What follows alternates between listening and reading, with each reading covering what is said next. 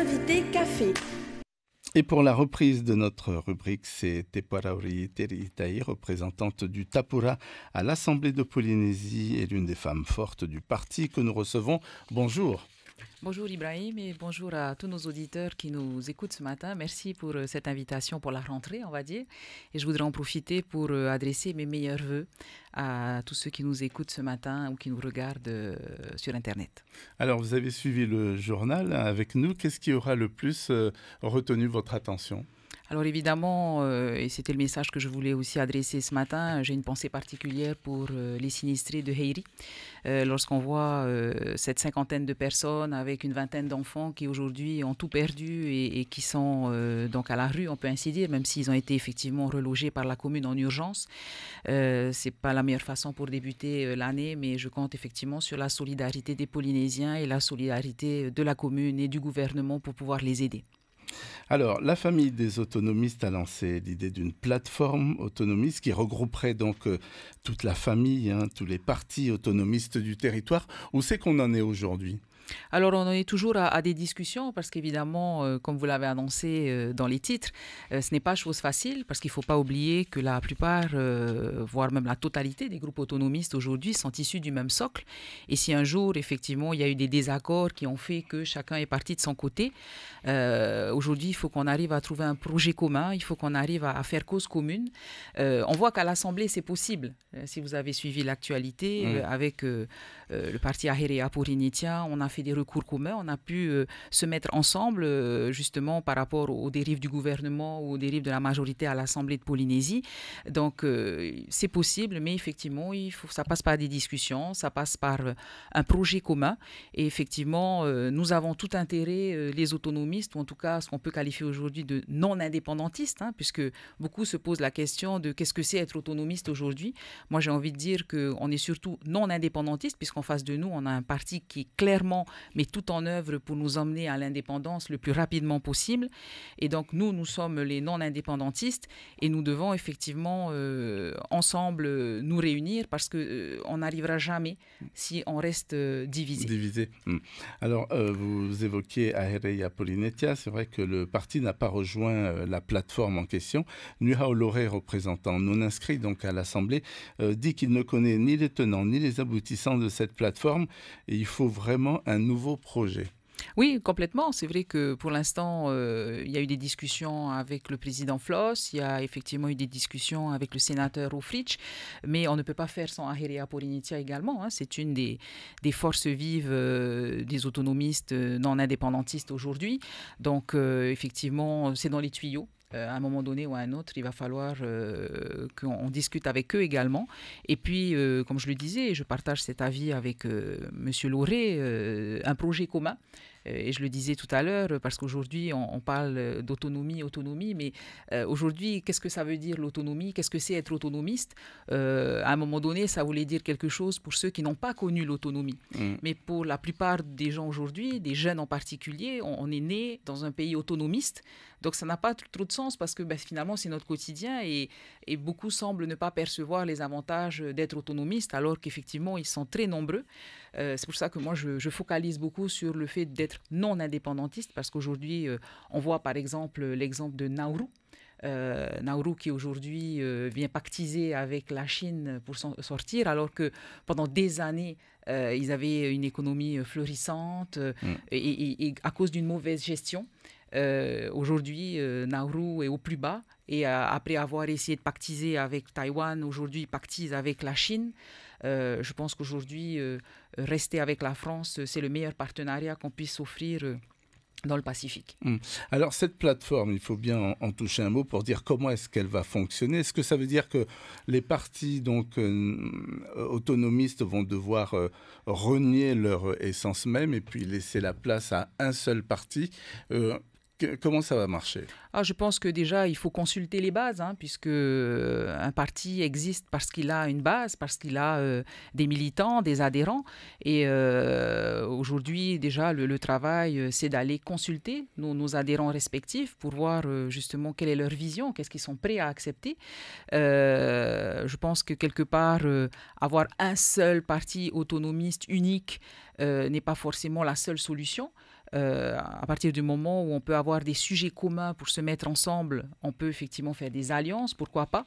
Mais comme je le dis, ça passe d'abord par la consultation de notre base, puisque c'est eux qui décideront effectivement au dernier mot. C'est à eux que revient le dernier mot, de la même façon que la gouvernance. Là aussi, on ne va pas imposer quelqu'un qui serait le président de ce super parti autonomiste.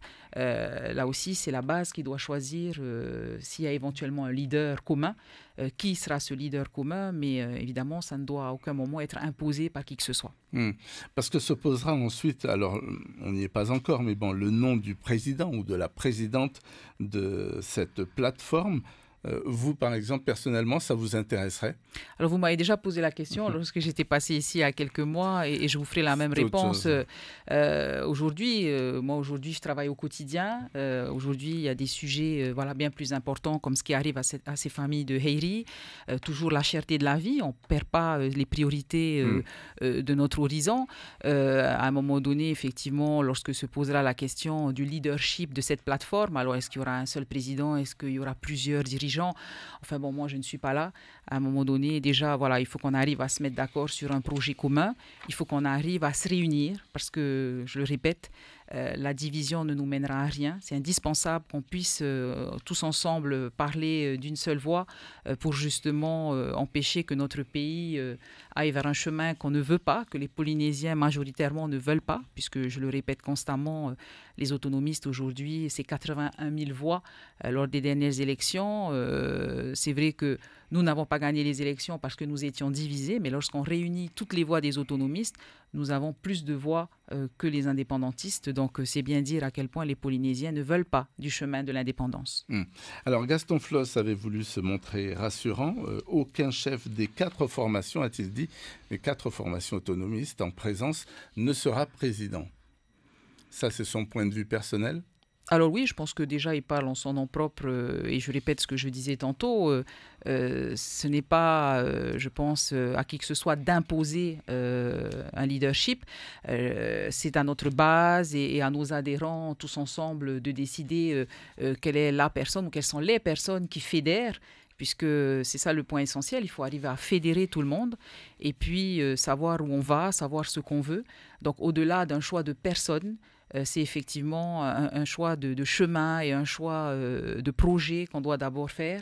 Et ensuite, on verra pour la gouvernance. Mais pour l'instant, en tout cas, nous, au Tapura Huiraatira, on a un président qui s'appelle Edouard Fritsch et qui, pour l'instant, est toujours notre président de notre parti, président de notre groupe à l'Assemblée. Et donc, chaque chose en son temps, j'ai envie de dire. Et surtout, d'abord, travaillons sur les sujets d'aujourd'hui. Et je le répète, la vie chère et les vraies préoccupations des Polynésiens, donc, qui sont, à mon avis, pas forcément le renouvellement de la plateforme autonomiste. Voilà, les Polynésiens ont envie d'avoir un toit sur leur tête, avoir accès à plus de consommation, à avoir un meilleur niveau de vie. Ça, ce sont des sujets pour lesquels nous devons donner de l'énergie aujourd'hui. Ce qui veut dire que cette plateforme autonomiste, vous la mettez de côté ou alors vous dites qu'il faut laisser le temps faire son œuvre? Alors, on ne la met pas de côté, hein. Elle est là, elle est sous-jacente parce qu'effectivement, c'est quand même des questions qu'on doit se poser. On a des échéances électorales qui arrivent très vite. On a les européennes très bientôt, même si c'est, on le sait, pas une priorité pour les Polynésiens, mais c'est quand même important, les élections européennes, puisque l'Europe nous accorde quelques financements qui nous ont aidés à mettre en place certains projets importants. Ensuite, il y aura les communales qui vont très très vite arriver, puisque c'est en 2026, c'est déjà dans 2 ans. Donc tout ça se prépare d'ores et déjà aujourd'hui. Et puis surtout, le mot d'ordre, c'est arriver à se réunir, arriver à être tous ensemble autour d'un projet commun. Parce que là encore, et ça fait peut-être la 3e fois que je le dis pendant cette interview, mais c'est la division qui nous perdra. Si on continue à être divisé, que ce soit au niveau du pays, que ce soit au niveau des communes, eh bien effectivement, il y aura une déperdition des voix et nous n'aurons aucune chance effectivement de pouvoir continuer le projet autonomiste, le projet non indépendantiste. Alors le 9 janvier dernier, le président du pays avait réagi en commentant donc cette plateforme en ces mots: « Je n'y crois pas un seul instant, l'objectif c'est de revenir au pouvoir, c'est ce qui les intéresse », fin de citation. Alors évidemment, je pense que le président a tout intérêt à ce que nous ne réussissions pas. parce qu'effectivement, si jamais on réussissait, et on l'espère, à tous se réunir autour d'un projet commun, on arriverait à réunir ces fameux 80 000 voix à minima que je vous disais, et mathématiquement, forcément, on aurait plus de voix que le parti actuellement au pouvoir. Après, est-ce que ce qui nous intéresse, c'est revenir au pouvoir? Moi, je dirais que ce qui nous intéresse, c'est que notre pays ne soit pas amené là où on ne veut pas aller. Comme je le disais tout à l'heure, une majorité des Polynésiens se sont exprimés contre l'indépendance. Plus d'autonomie, on en est d'accord. Plus de protection de l'emploi local, plus de protection pour nos terres. On est tous d'accord sur ces sujets-là. Mais se séparer de la France, c'est là, à mon avis, qu'effectivement, on est divergent. J'aime à dire souvent que le parti indépendantiste n'est pas un parti indépendantiste réellement, c'est un parti anti-français. Dans le sens où le parti indépendantiste est prêt à contractualiser avec tous les pays. On le voit aujourd'hui, le président nous parle d'accords à venir avec Singapour, des investisseurs singapouriens. Ça reste des Asiatiques et on sait à quel point l'Asie convoite le Pacifique. On le voit avec ce qui se passe entre la Chine et Taïwan. Lorsqu'on suit un peu l'actualité internationale, on voit à quel point le Pacifique est convoité par tous ces pays d'Asie. Et ce serait nous exposer dangereusement. Je recite l'exemple de Nauru. À cette convoitise, parce que ce qui les intéresse, c'est pas notre bien-être, c'est pas notre liberté. Ce qui les intéresse, c'est ce que notre océan peut leur fournir, c'est toutes les ressources qu'on a et qu'ils ne vont pas se priver d'exploiter. Et on le voit bien à Nauru, l'échange entre la Chine et Nauru, ça a été justement la possibilité d'exploiter les fonds marins. Nauru ne s'en est pas caché. Très vite, la procureure de la République en Polynésie a annoncé mercredi dernier l'ouverture d'une information judiciaire pour provocation publique à la discrimination raciale visant plusieurs élus de la majorité. Alors pour rappel, en décembre, l'ancien président Edouard Fritsch avait déposé des plaintes auprès du parquet de Papeete après des propos tenus par Roni Teripaya, l'actuel ministre de l'Éducation, ainsi que par Mitema Tapati, représentant de la majorité au sein de l'Assemblée. Cette enquête vise plusieurs représentants de l'Assemblée, a ajouté la procureure. Le leader indépendantiste Oscar Temaru pourrait également être concerné. Qu'est-ce que vous pensez, vous, de cette affaire ? Alors bon, cette affaire est venue du fait d'un signalement du président Edouard Fritsch qui a effectivement signalé à la procureure certains propos qui ont été tenus au sein de l'Assemblée. Nous ne souhaitions pas arriver jusqu'à ce point-là. Nous avons pour cela interpellé le président de l'Assemblée de Polynésie de façon à ce qu'il mette en œuvre le règlement intérieur juste pour avoir un rappel à l'ordre par rapport à des propos qui ont été tenus au sein de l'Assemblée. Alors c'est vrai que certains essayent de déjouer un petit peu les propos qui ont été tenus et je l'ai dit à l'instant également, nous sommes tous pour la protection de l'emploi local, nous sommes tous pour la protection des terres, etc. Tout ce qui peut faire l'objet d'une discrimination positive vis-à-vis des Polynésiens. Mais cette discrimination ne doit jamais toucher la couleur de la peau. Parce que lorsque on a entendu les propos qui ont été dits au sein de l'Assemblée et qui ont été ensuite relayés par le ministre de l'Éducation, là, clairement, on fait de la classification selon la couleur de la peau.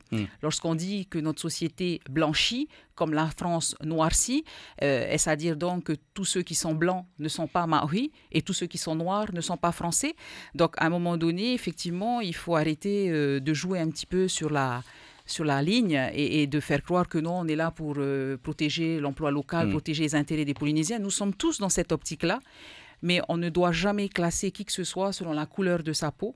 Et c'est pour ça qu'on avait fait un rappel à l'ordre. Le président de l'Assemblée n'a pas jugé utile de le faire en nous disant qu'il n'y avait aucune attaque directe qui a été faite envers un élu. Et à partir de ce moment-là, bien, il ne peut pas intervenir. Or, pour nous, ce n'est pas possible qu'un élu puisse tenir de tels propos dans une institution. Et c'est pour ça qu'on a tenu à agir pour qu'à un moment donné, effectivement, on fasse attention à ce qu'on dit et qu'on ne joue pas justement sur les mots et qu'on puisse parfois, finalement, atterrir à un appel au racisme, à la xénophobie ou à la haine. À la haine. Alors très très vite à l'Assemblée, on n'entend pas trop parler en ce moment de la situation de l'hôpital. Le budget devrait être voté en principe le 2 février et pourtant il y a urgence à entendre les partenaires sociaux. Oui, alors on en parle beaucoup en interne, hein, puisqu'on est beaucoup Hum, sollicité effectivement par le personnel médical et par les organisations syndicales. C'est un réel problème. Beaucoup de médecins vont vers le privé et ne veulent plus rester au sein de l'hôpital parce que les moyens ne sont pas mis à disposition. Donc on attend beaucoup du prochain conseil d'administration et du budget parce qu'il faut donner les moyens à l'hôpital. Donc en ce moment, on a aussi une grosse discussion autour de l'Institut sur le cancer avec surtout la médecine nucléaire. On a reçu le jeune docteur polynésien Richard qui est venu nous dire à quel point c'était vital pour l'avenir de la Polynésie d'avoir une unité de médecine nucléaire. Et là, on a une grosse divergence avec le gouvernement qui veut absolument s'obstiner à faire quelque chose au niveau de la rotonde, alors que même ces médecins, que ce soit docteur Richard,